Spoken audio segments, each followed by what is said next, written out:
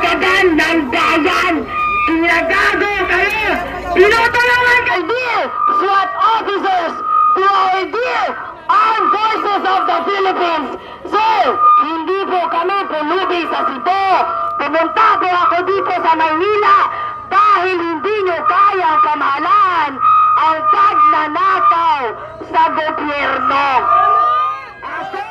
Ako dito sa Maynila dahil hindi nyo kayang karabain, hindi nyo kayang panagutin ang mga magnanakaw na harap-harapan nagnanakaw sa kagan ng bayan.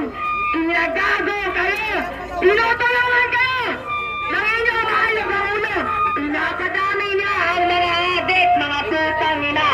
Kaya sarap sa inyo! Tatulungan niyo kami dyan! Padayo namin ang mga balay niya! Tulungan mo sa mga balay! Aming tax ang gibalit ang mga balay! Padayo namin! Kung magluto aming cornmeal! Buhay ang Pilipinas! Mga kababayan! Patay na si Marcos! Pwede bang babaan muna natin ang ating emosyon at ating galit? Maaari bang tayong lahat ay sabay-sabay na manalangin? Kasi wala pong bagay na gagawin natin ang magtatagumpay kung hindi tayo sasamahan ng buwang may kapal. Pwede ba? Pwede? Lahat tayo ay yumuko.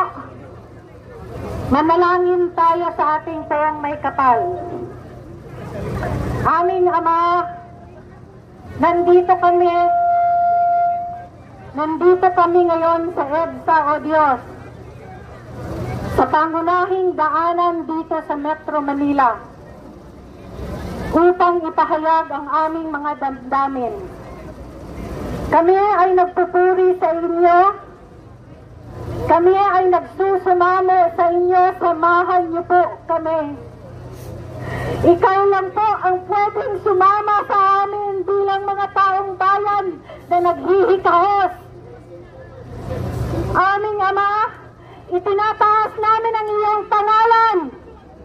Ang Diyos ang may hawak sa bansang Pilipinas. Ikaw, Ama, ang may hawak sa Malacanang.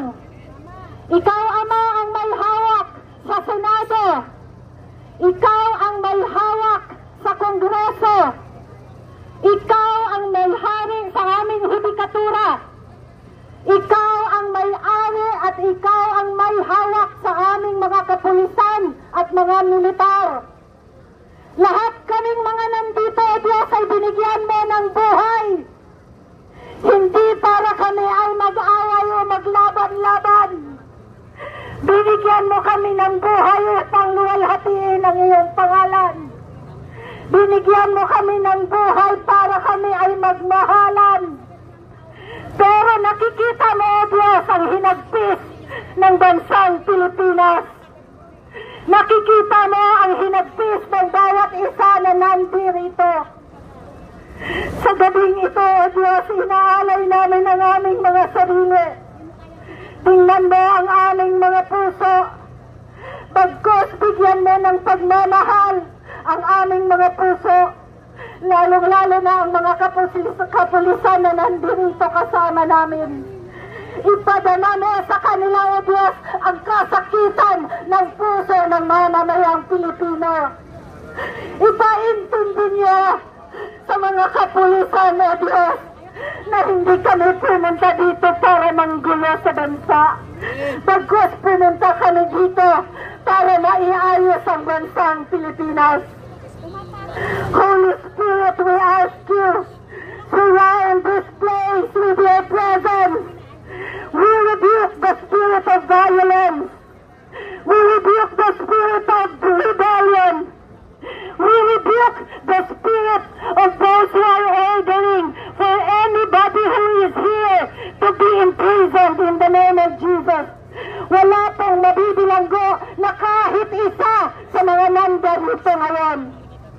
Dalangin namin, O Diyos, na samahan mo kami sa araw na ito. Let the victory belong to you, O God. Let the victory belong to you, Father. Hindi sa amin, hindi sa kahit sinong grupo, hindi sa kahit sinong tao, kundi ang pangalan mo ang maluluwalhati sa araw na ito. Nandito kami, O Diyos, umiiyak sa iyo dahil kailangan namin ng tulong. Kailangan namin ng iyong habag para sa bansang Pilipinas. Father, you see the suffering of the Filipino people. Father, you see, Father God, kung paano kami ninakawan ng aming mga leader, O Diyos. Ikaw ang nakakakita sa lahat ng puso ng aming mga leader. Binabawi namin, O Diyos, ang otoridad na galing sa iyo, ibigay mo sa taong bayan, hindi sa ilang tao lamang. Father, we are asking for your grace and your mercy. Infill this place with your Holy Spirit. Let the angels surround this place in the name of Jesus. Tawagin mo ang lahat ng mamamayang Pilipino na naghihinagpis ngayon. Gisingin mo sila. Ito'y kasama mo sila dito sa amin upang mabawi namin ang otoridad galing sa mga magnanakaw at galing sa mga abusado. Father, let your glory be known over the Philippines. Ayaw namin, O Diyos, na kahit isang tatak ng dugo ay mayroong dumanak. Kung kaya't ikaw ang aming tinatawag sa gabing ito. Seal everybody who is here, O Lord, with your protection, even the policemen and the military who are around here. Let them be true protectors of the people, O Lord. Huwag mo silang hayaan na nadiktahan ni Satanas na meron silang saktan o meron silang ikulong. Dahil lahat kami na nandito ay nais lamang bawiin ang otoridad na dapat para sa taong bayan. Father, we ask for your favor and for your grace. We ask that you forgive us as Filipino people sa aming pagkukulang sa iyo. Hayaan niyo po na ang bawat isa na nandito ay magtitiwala sa iyong kapangyarihan upang mabago ang aming bansa. Hayaan niyo po, Diyos, na ang bawat isa sa amin ay magbabago ang aming pananaw sa Pilipinas at mamahalin namin ang bansang Pilipinas. Ngunit, we will hate sin. We will hate corruption. We will hate greed. Dahil ito ang nagpepesuka sa iyo. Father, we are asking for your grace. Lord, right now, let your angels surround this place.